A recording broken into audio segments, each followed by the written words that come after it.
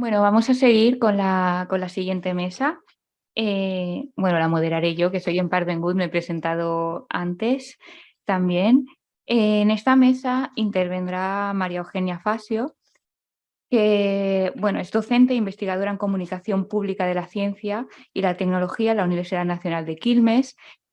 Antes de comer ya se ha introducido ella y ha hablado un poco eh, bueno, de todas las facetas que tiene su trabajo y también nos ha presentado un poco la temática de la que vamos a hablar ahora, cuando ha hablado de las investigaciones que habían hecho en Twitter sobre la divulgación de la información de ciertas universidades argentinas. También participa en la mesa Paula von Polheim, que tenemos todos problemas pronunciando su apellido. Eh, es graduada en comunicación y bueno, está haciendo el doctorado en Science Flows en el grupo de Carolina y bueno, tengo la suerte de poder ser su compañera. Eh, y por último estará Juan Francisco Gutiérrez Lozano, que es vicerrector adjunto de comunicación de la Universidad de Málaga y también es profesor titular del Departamento de Periodismo y tiene también pues, una gran experiencia en el tema de investigador y también es colaborador de diversos medios de comunicación. En esta mesa vamos a hablar de un papel de la universidad que no hemos hablado previamente, porque si os acordáis, en la conferencia inaugural se ha tratado los temas de cómo se tuvo que adaptar la universidad al tema en la docencia y también en la investigación. Pero la universidad también tiene un papel conector entre lo que es la investigación científica y la sociedad. Y bueno, en una situación tan excepcional como la que vivimos, la universidad también tuvo un papel muy relevante como conectora y como comunicadora de la información en esta emergencia sanitaria de la COVID. Y este es el tema que vamos a tratar. Eh, Me gustaría, si pudiera empezar María Eugenia, que nos cuente un poco la investigación que hicieron y cómo abordaron ese tema, y luego pues también cada uno desde su experiencia profesional, cómo se abordó desde sus propias universidades y en sus propios contextos. La verdad es que dan ganas de hablar de muchos más temas a partir de toda la inspiración que generaron las conversaciones previas, pero bueno, vamos a tratar de centrarnos en las universidades. Hoy no mencioné que, bueno, yo hace muchos años hice mi tesis de doctorado con Carol, justamente, y en aquel entonces tenía más sentido observar y entender qué pasaba con los medios de comunicación masivos tradicionales, ¿no? Los periódicos. Y hoy por hoy eso, bueno, cambió, en relativamente poco tiempo cambió mucho, como también cambiaron las temáticas. En aquel entonces estudiamos el ingreso de las nanociencias y nanotecnologías a la arena de la comunicación pública, y bueno, es una temática, un área de trabajo que es muy distinta su presencia hoy a la que tuvo en aquel entonces, cerca del inicio, a principio de siglo, digamos. Y bueno, como les contaba, mi ámbito de trabajo en un montón de aspectos de la docencia, la extensión y la investigación y la gestión también, es la universidad. Pero más allá de mi situación personal, las universidades latinoamericanas tienen un rol inigualable en el aporte que hacen en la investigación científica y tecnológica. Sin ir más lejos, en América Latina el 75% de los investigadores e investigadoras generan conocimiento científico y tecnológico al interior de las universidades. Es decir, que son la casa más grande de la ciencia, al menos en nuestra región. Y tienen una función importantísima en la cultura científica, desde el punto de vista justamente de la docencia, la extensión y la investigación. En la pandemia, además, como creo que ya se mencionó hoy, tuvieron un rol central también en todas sus funciones, porque hicieron un esfuerzo enorme y hay estudios muy, muy importantes hechos a nivel iberoamericano que dan cuenta de cómo hicieron un giro de timón enorme. La mayoría de las universidades públicas de la región, reorientando todas sus capacidades de investigación, de docencia y de extensión en relación con la pandemia. Teniendo en cuenta este escenario nuestra arena más cotidiana, que es, como les decía, la universidad, es que durante la pandemia nos planteamos, junto al un grupo de investigación de la Universidad Nacional de Rosario, entender un poco o intentar mapear un poco que estaban contando, ya no a través de los medios masivos de comunicación, como contaba recién con los medios más tradicionales que contaba que hicimos con mi tesis, sino a través de redes sociales. Las redes sociales son un mundo, ¿no? Y hay muchas y son diferentes y cada una tiene su propia lógica. Es decir, que empezamos por dar un paso accesible y eso nos llevó a elegir una red social, que en este caso fue Twitter, por un tema práctico, por un lado, porque es una red social que permite bastante fácilmente capturar toda la información publicada en un periodo largo de tiempo y por cuentas ajenas a las propias. Digamos, hay facilidades prácticas propias de la red, pero por otro lado, porque si bien no todo el mundo está en Twitter, sí es una caja de resonancia bastante importante que rebota en otras redes y en medios de comunicación tradicionales. Entonces, teniendo en cuenta esas características, es que comenzamos con la indagación en Twitter, con la intención o el sueño, en todo caso, de seguir por otras, ¿no? De continuar por Instagram y de también tener la posibilidad de estudiar YouTube en un futuro más próximo, no muy lejano. Entonces, lo que hicimos fue armar una muestra de universidades públicas nacionales de Argentina, que son muchas, hay cerca de 50 universidades públicas en Argentina. Tomamos una muestra de 9 universidades, cuidando de que tengan una distribución bastante amplia en términos federales de todo el país, que como saben es grande. Y que también tuvieran el requisito de tener una comunicación activa de la ciencia a través de redes sociales.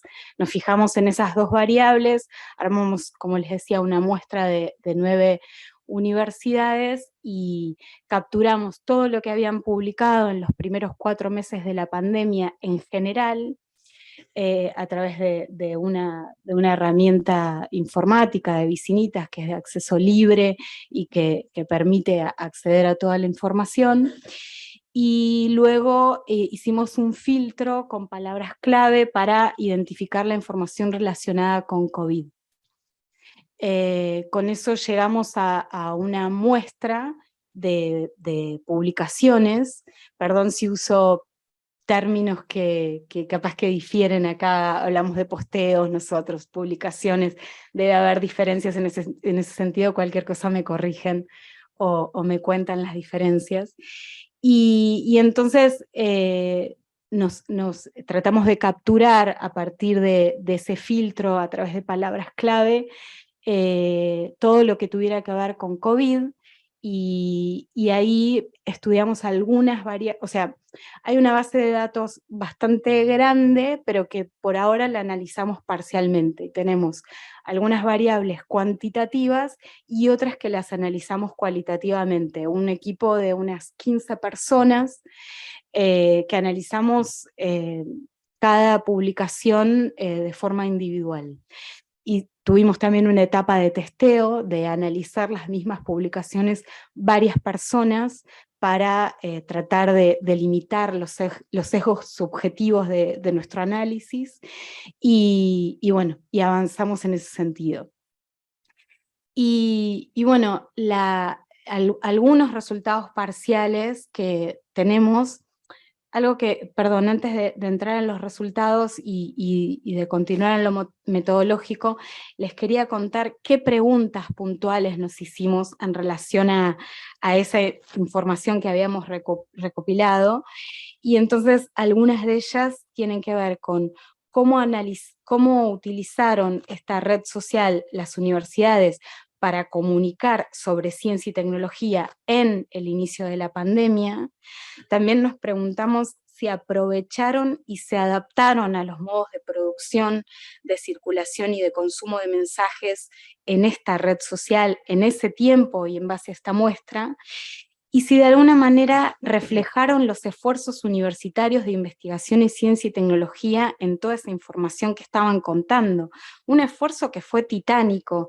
Luego puedo repasar algunos números sobre la cantidad de autores y autoras con pertenencia institucional a universidades públicas de Latinoamérica que firmaron artículos científicos vinculados con la pandemia en los primeros meses. O sea, fue enorme la cantidad de publicaciones.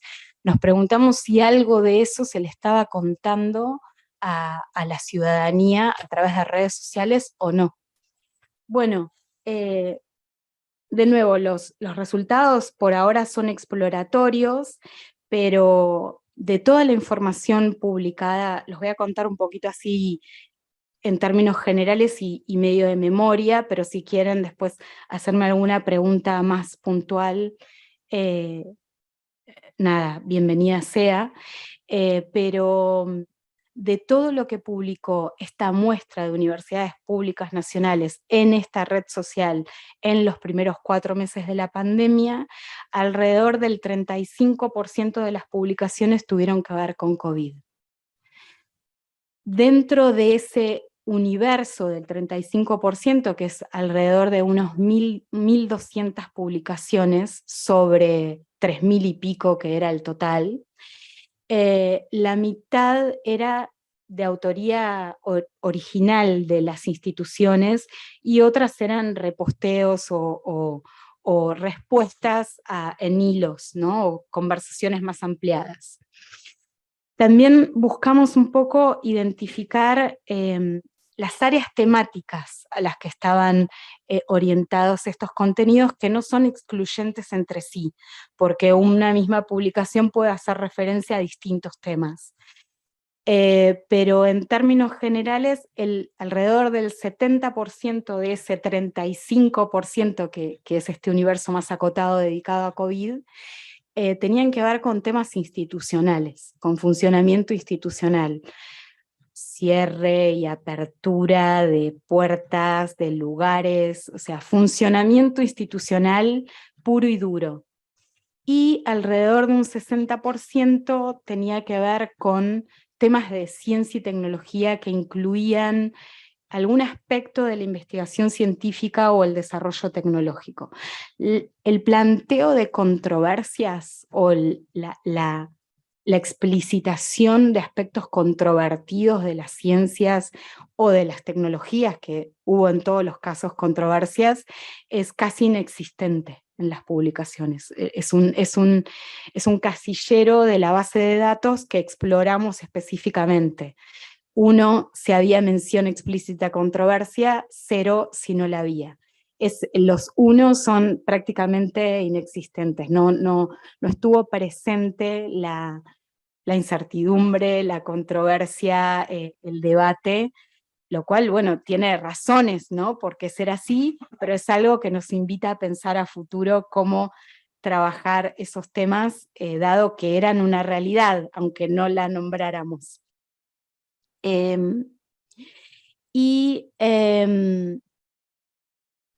de ese 60% de publicaciones dedicadas, que tenían presentes temas de ciencia y tecnología, solo el 37% era de autoría de las universidades nacionales. Es decir, que todo se va achicando bastante en cuanto a cuánto de contenido original por parte de las universidades tenía que ver con ciencia y tecnología en todo ese universo de publicaciones que conformó nuestra muestra.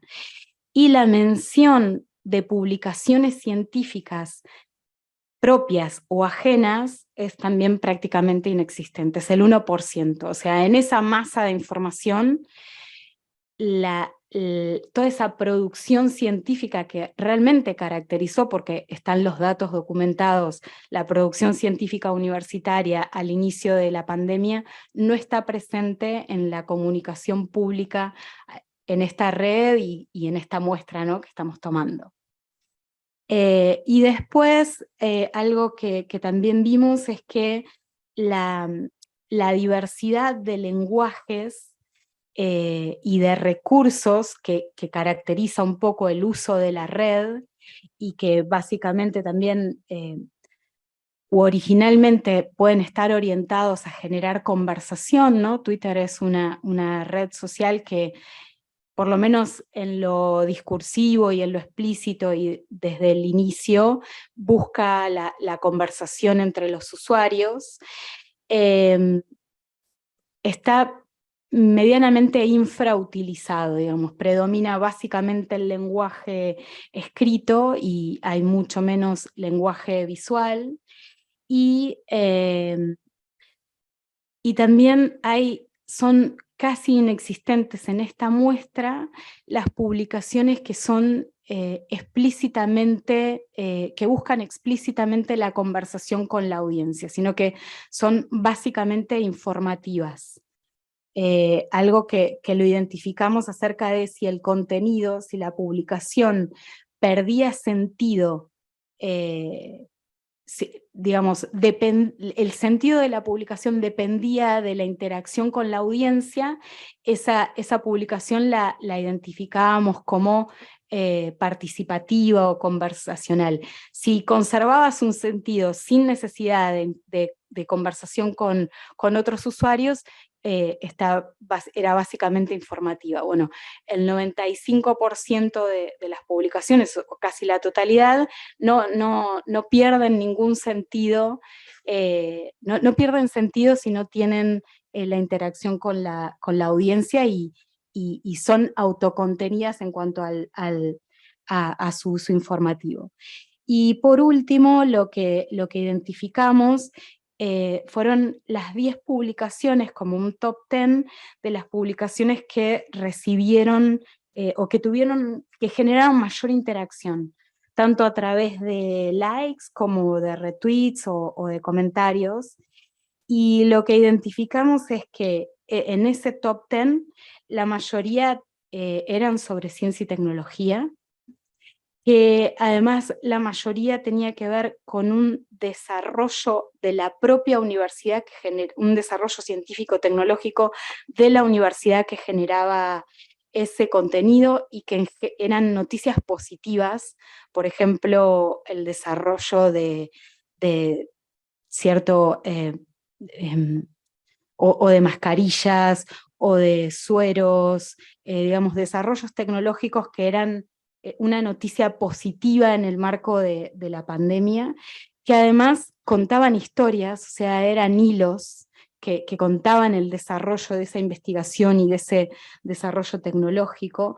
Además utilizaban diversos lenguajes, o sea, no solo el escrito, y además utilizaban los recursos de interacción propios de Twitter, los etiquetados, los hashtags o los arrobas.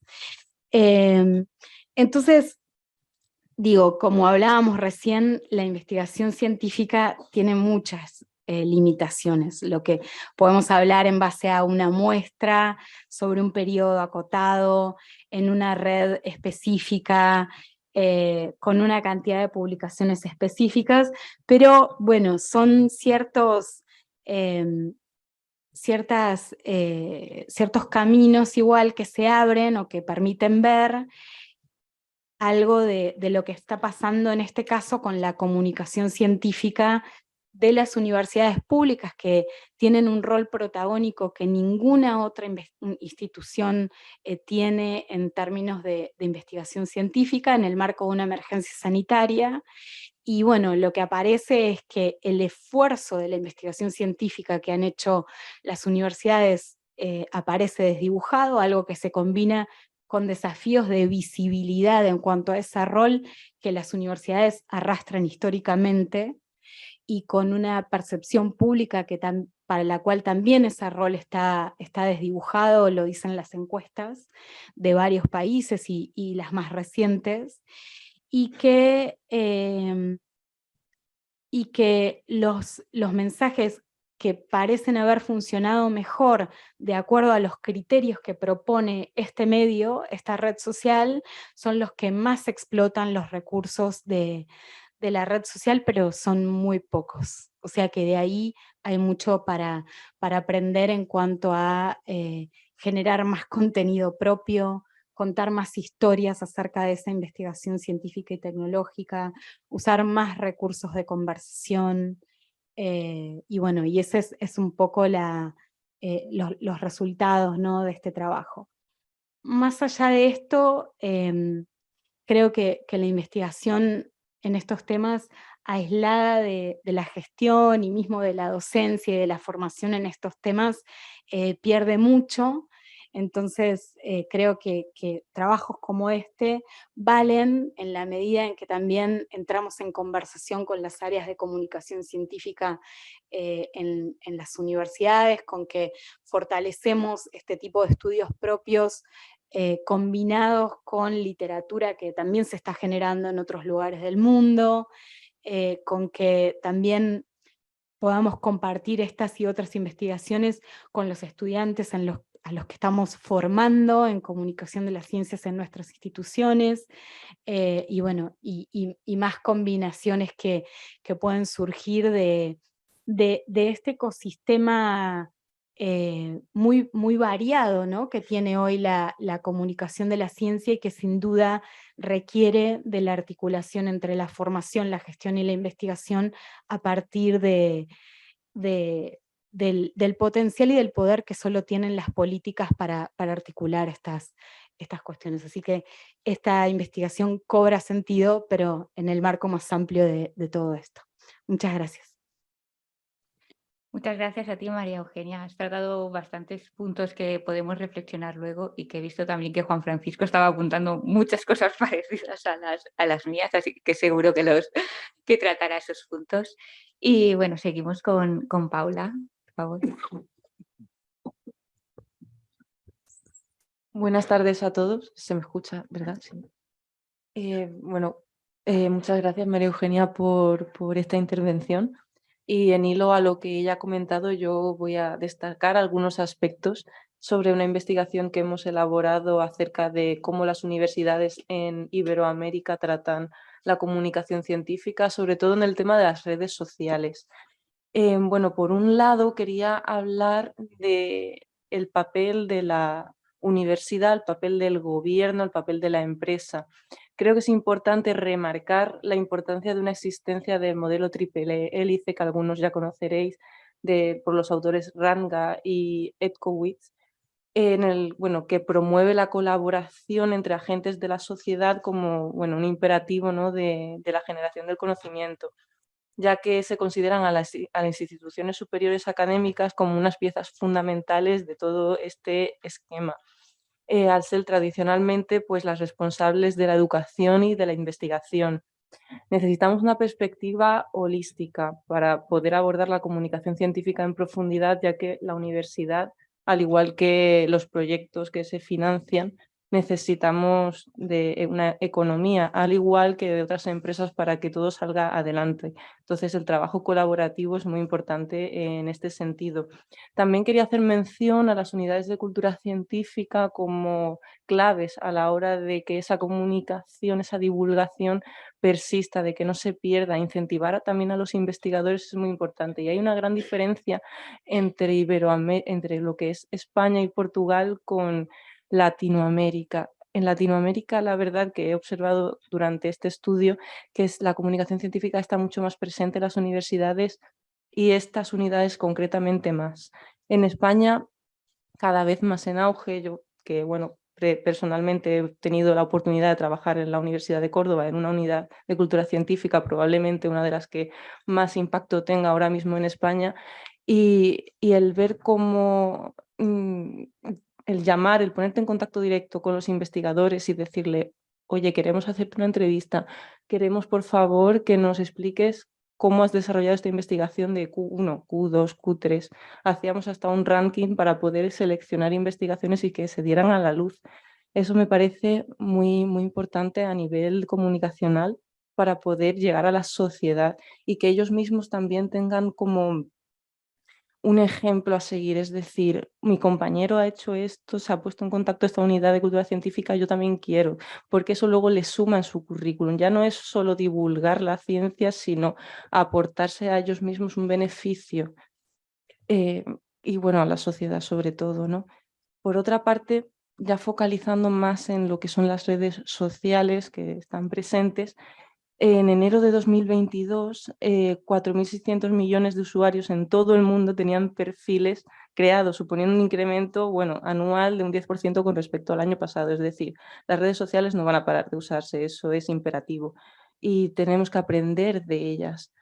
Que por otro lado todos las conocemos, ¿no? Está TikTok, está Instagram, Facebook, Twitch, cada vez también más presente, pero no todos conocemos el trasfondo y las repercusiones que estas ocasionan. Asimismo que no todo el mundo sabe usarlas de la manera adecuada. Todo el mundo puede publicar, está claro, hacer un tweet, hacer un post en Instagram, un TikTok, pero el cómo emplearlas para llegar al público es algo que tenemos que aprender y no podemos aprender solo, que sí, viendo vídeos tutoriales, pero también aprendiendo de los demás y de ir a que nos formen en esto. Y para poder sacarle partido, por lo que requerimos de esta formación para divulgar la ciencia. Entonces, no solo basta con escribir, sino que hay que crear también una comunidad y fomentar ese interés a la sociedad. Por otra parte, creo que es necesario como fomentar una cultura también informativa saludable, es decir, incidir en la importancia de que un influencer o líder de opinión, no quiero meter la gamba con influencer o líder de opinión, pero no siempre va a ser un líder del conocimiento, es decir, ni tendrá la formación para divulgar ciertos tipos de información. Shakira, ni más ni menos, por la controversia que hay ahora, es una influencer, pero ella no está capacitada para formar sobre nutrición, por ejemplo. Ahora hablemos de Carlos Ríos. ¿Hasta qué punto ese influencer, no meto en controversia, pero es por ponernos un ejemplo, ni más ni menos, es que hay mucho de qué hablar con todo esto, pero hay que saber diferenciar en que un influencer, una persona que tenga más de 1 millón de seguidores, 100.000 seguidores, 70.000 seguidores, no siempre va a ser un profesor universitario, no siempre va a ser una persona con un trasfondo y una carrera formativa a sus espaldas que te pueda desmentir algo. Simplemente va a crear a lo mejor una opinión para obtener beneficio propio, por poneros un ejemplo. Luego, no solo no es ver la divulgación del conocimiento científico, sino saber adaptar de los contenidos a aquellas personas con diferentes habilidades intelectuales. Ya hablando más del contenido, este trabajo de investigación que hemos realizado, hemos abordado la forma en la que los posts han sido publicados, es decir, la inclusividad, adaptar estos contenidos a personas con diferentes habilidades intelectuales o que ya no solo eso, sino también en idiomas, o también tener en cuenta la edad para poder entender estos contenidos. Es importante a la hora de tenerlo en cuenta como una persona divulgadora. Luego, ya centrándonos más en los resultados, y con esto voy a ir terminando, se analizaron 22 universidades iberoamericanas.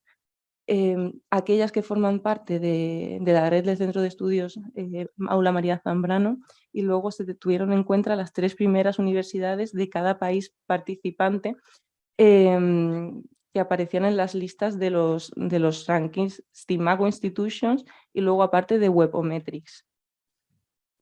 Entonces supusieron un total de 22 universidades. Las redes sociales más utilizadas fueron Facebook, Instagram y Twitter, que no es de extrañar. Luego, a posteriori, le seguían LinkedIn, que estaba presente solo en 7 universidades de estas 22, y con respecto a TikTok, se ha podido visualizar que la Universidad, por ejemplo, de Coimbra es la única que hace un uso regular de esta red social.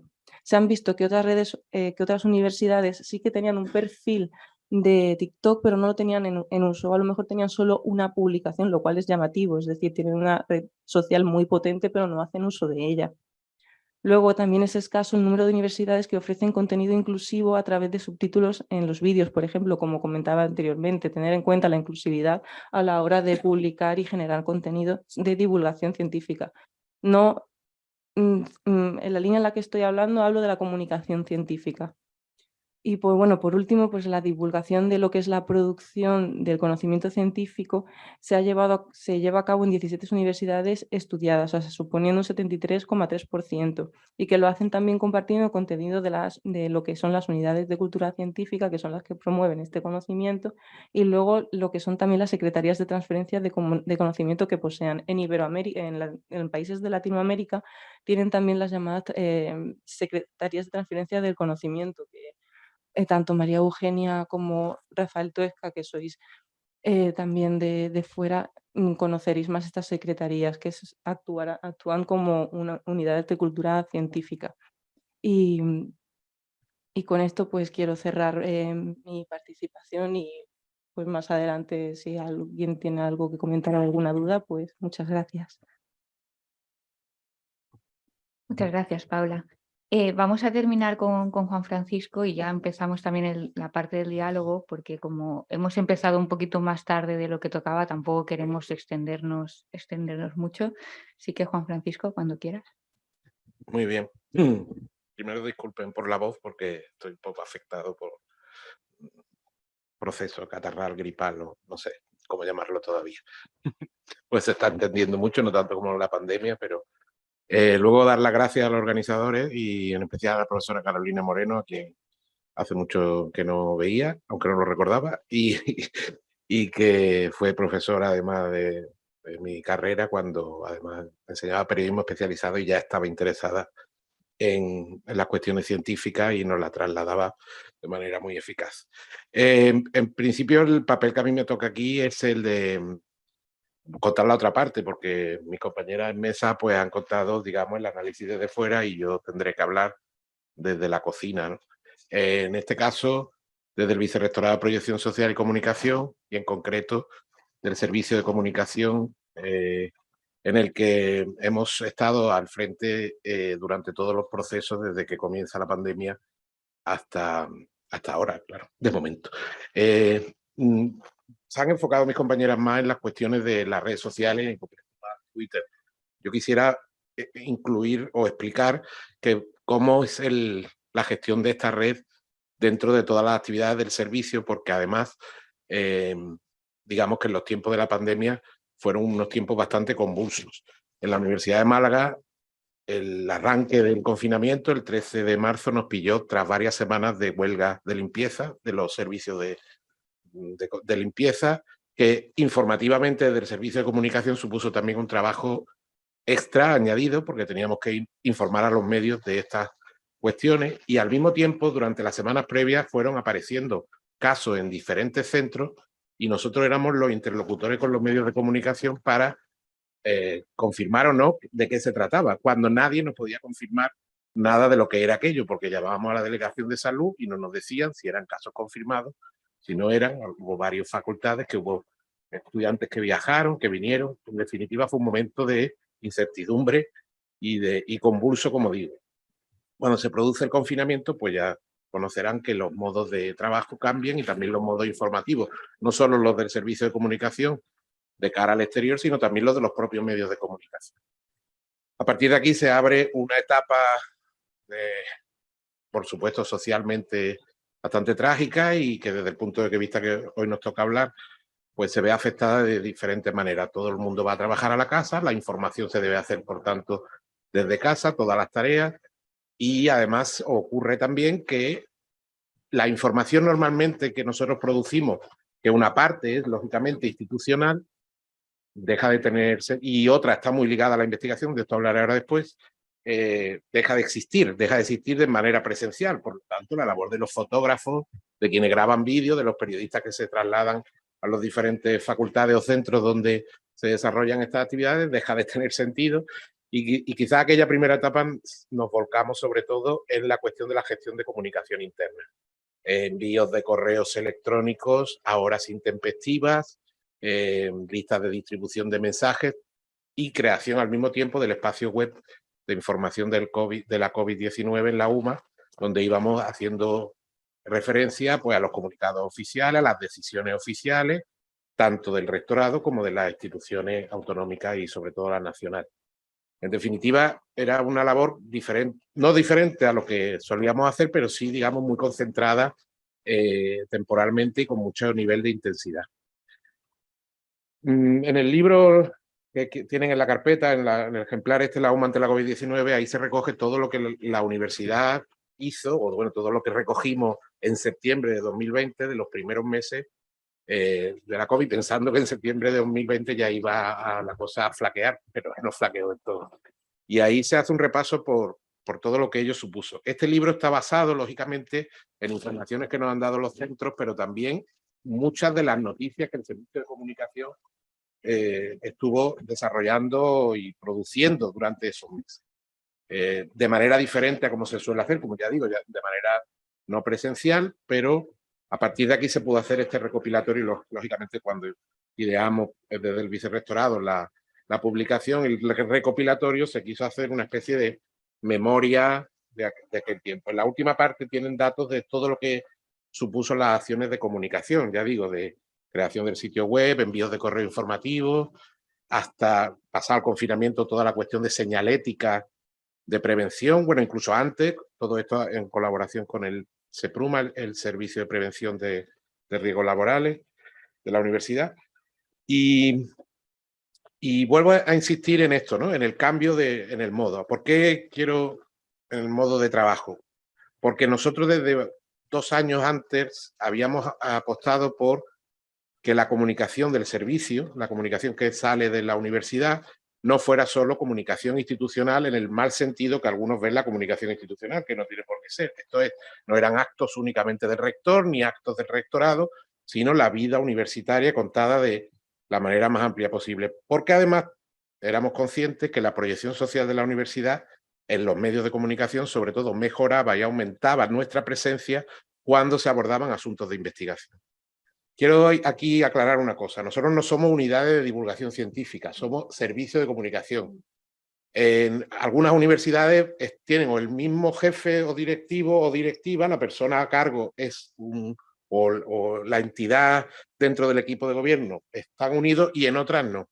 En este caso no estamos unidos. Uno pertenece al Servicio de Divulgación Científica, al Vicerrectorado de Investigación y en nuestro caso el Vicerrectorado de Proyección Social y Comunicación. No voy a entrar en el debate que es mejor si una cosa u otra, porque entonces eso necesita, y no tengo voz para defender lo que yo pienso. Otros días. Lo que sí tenemos claro son las funciones, y en este caso nuestras funciones son relación con los medios. Y relación con los medios significa que tenemos que informar de las investigaciones, lógicamente, porque ya digo que existe una colaboración, pero las tareas son un poco diferentes. Para reforzar esas tareas y la presencia en redes institucionales, que somos quienes gestionamos los 4 perfiles, 5 de las diferentes redes institucionales, creíamos que era necesario mejorar, por supuesto, aumentar. Ahí tenemos una persona en el servicio dedicada específicamente solo a investigación, a divulgación científica de la investigación, que incluye no solo investigaciones, sino también todo lo referido a convocatorias, proyectos, en fin, incluso también algunas veces actividades de los proyectos, de los grupos, de los institutos. Pero digamos que al menos nos propusimos de 2 años para acá aumentar esa presencia, sobre todo con publicaciones. Siempre que haya una publicación, como tú decías, de impacto, no tiene por qué ser el máximo, pero sí que el tema sea de interés y que, por tanto, y se hizo una lista, o sea, un mensaje a las listas pidiendo esa colaboración que se había hecho insistentemente, pero había, los profesorados por entonces no estaba tan inmerso en estas cuestiones de sesenio de transferencia y de esta necesidad de aparecer. Ahora parece que ya no parece, ha cambiado y tenemos muchas peticiones y tenemos, la verdad, un incremento notable de estas publicaciones. Pero en la pandemia, que a lo que veníamos a hablar aquí, nos pilló que llevábamos un par de años ya produciendo vídeos científicos. Los vídeos científicos en este sentido no eran reportajes científicos, eran unos recursos audiovisuales de 1 minuto y medio, 2 minutos, sin voz en off, con una música de fondo, unos rótulos informativos muy breves a modo de titulares y grabaciones de, ya digo, de recursos de los laboratorios, de los centros donde se producen estas investigaciones, que nos servían para hacer pequeños reportajes que se publican a modo de noticias en la web, en la portada de la web, al menos 1 o 2 cada semana, y con lo que damos esa visibilidad a la investigación. Cuando llega la pandemia, que nos pilla además en un momento álgido de peticiones y de producción de estos recursos ya digo, se insertan en YouTube, pero van al mismo tiempo en las noticias digitales y nos sirven sobre todo, no tanto para las notas de prensa, que también, sino para las redes sociales. ¿Por qué? Porque aparte de YouTube, en Twitter sobre todo, esto notamos cómo las reacciones y los visionados y demás aumentan de las noticias. Incluso los medios de comunicación, aunque no se les manda con la nota, que la nota es textual, sí tienen mucha pretensión y mucha búsqueda. Esto de idea de los vídeos se creó también al mismo tiempo que nos suscribimos a 2 agencias de noticias internacionales científicas, Alfa Galileo y Eurek Alert, como un modo de las notas o reportajes que publicábamos, darle una difusión también internacional. Estas agencias te exigen que las publicaciones, los resultados tengan un alto nivel de impacto y exigen muchas veces también recursos audiovisuales para poder incluir los reportajes. Y hemos conseguido bastante. No voy a nombrar aquí qué tipo de investigaciones, lo conseguimos antes de la pandemia y después. ¿Qué ocurre en la pandemia? Bueno, pues ahí tuvimos algún problema, ¿no? Problema de producción, de trabajo. Primero, es verdad que aumentó la comunicación digital. Bueno, esto no estoy diciendo, estoy descubriendo nada. Aumentó la comunicación digital exponencialmente. Nosotros aumentamos, ahí en el libro ven algunos datos, pues en Instagram pasamos de los 20.000 seguidores por primera vez, nuestro perfil institucional.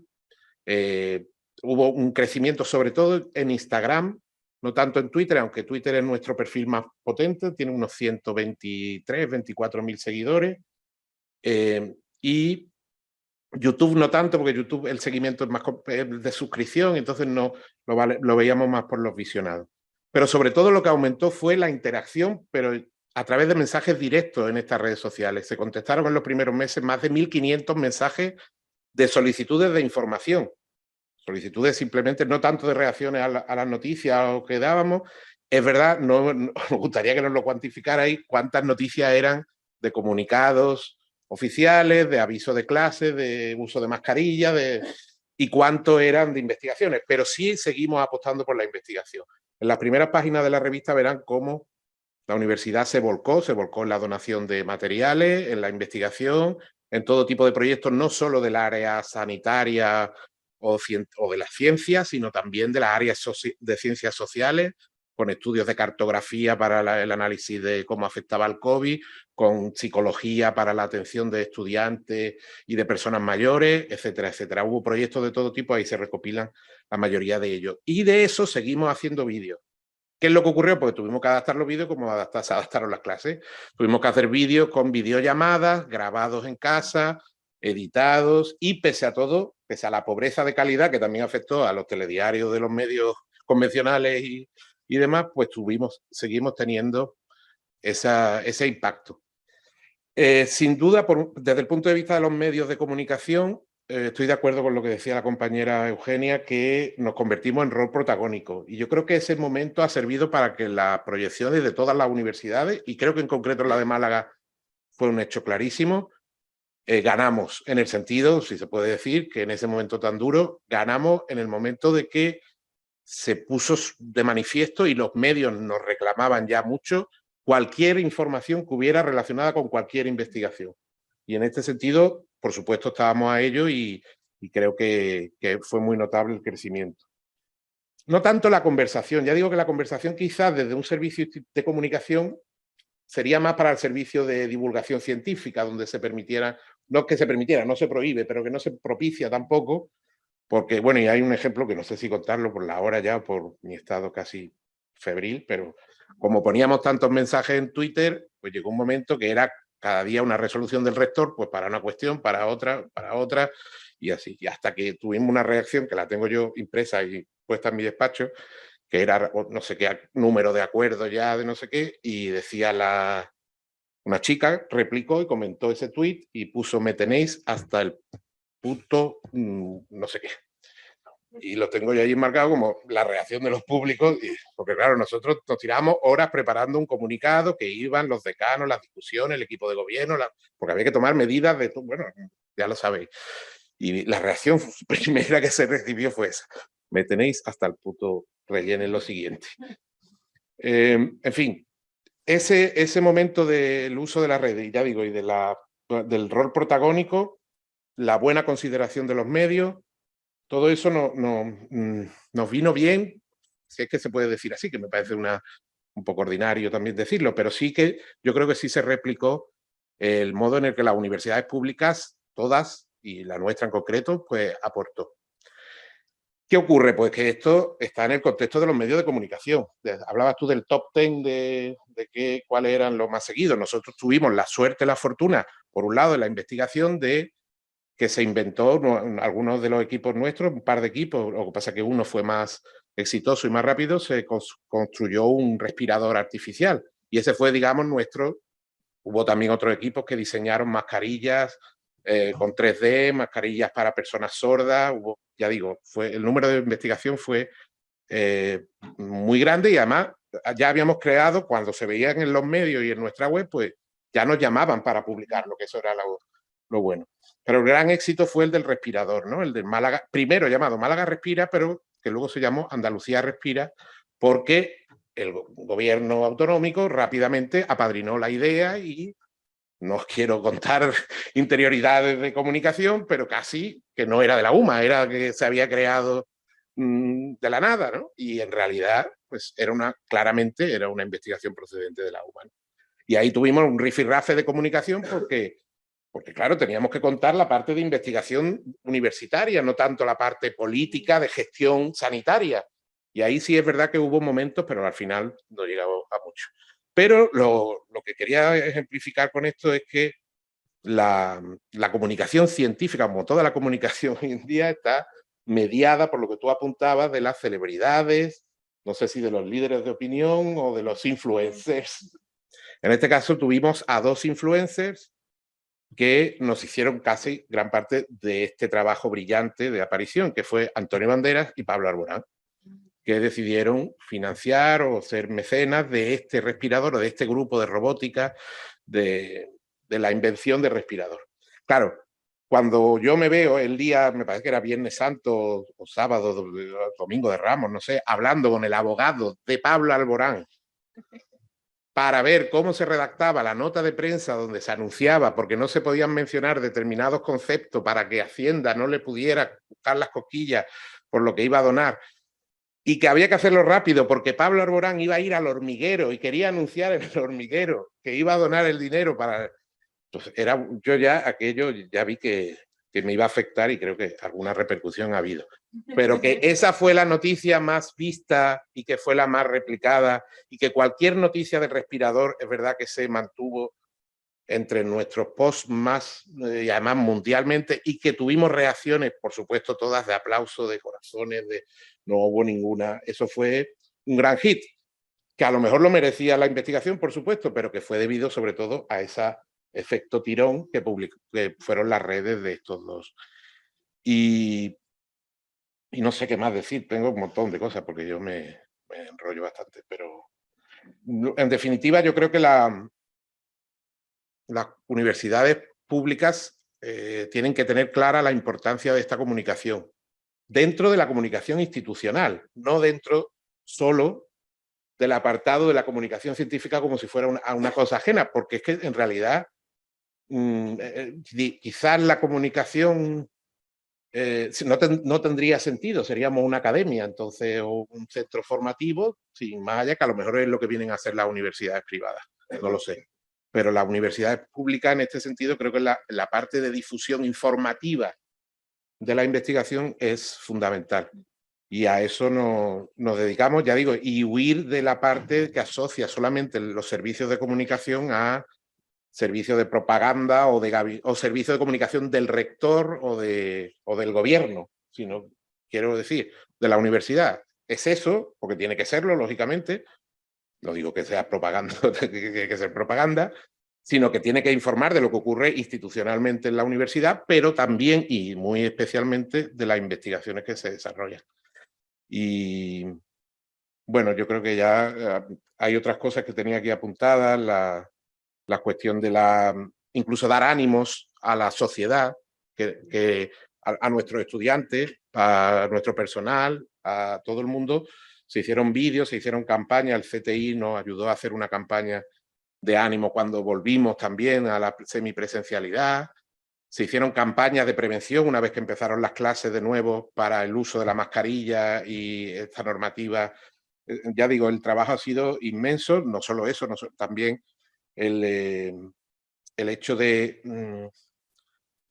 a ver si lo digo, de empezar a relajar esa información que fue tan intensa durante aquellos meses, empezar a relajarla y ya parar incluso algunos de los mensajes que se querían, porque ya veíamos que no era, incluso hemos hecho la desaparición de la web COVID, está por ahí, pero ya la hemos ido quitando de en medio, pero no de una manera muy pomposa.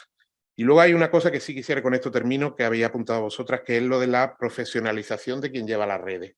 Quiero decir, la comunicación, no solo en nuestros servicios, sino a quienes formamos desde la Facultad de Comunicación, es necesario que quien se encarga, ya sea desde un proyecto de investigación, un instituto o una entidad, esté profesionalizado. Y a eso también nos hemos dedicado desde la pandemia. Nos dimos cuenta que la proliferación de cuentas de centros, departamentos, servicios y demás muchas veces no iba acompañada de una formación de quienes hacían esa labor, con lo que se producían distorsiones de los mensajes que no eran ni mucho menos favorables a la imagen ni de la universidad ni de la investigación. Lógicamente por desconocimiento, no digo yo por maldad, sino porque no saben ni las herramientas ni que funcionan. Entonces llevamos 3 ediciones, este año creo que hacemos el tercero, que a partir de febrero el personal PDI y PAS encargado de cuentas relacionadas con las redes sociales de la UMA, no ya los perfiles de la universidad que se gestionan desde el servicio,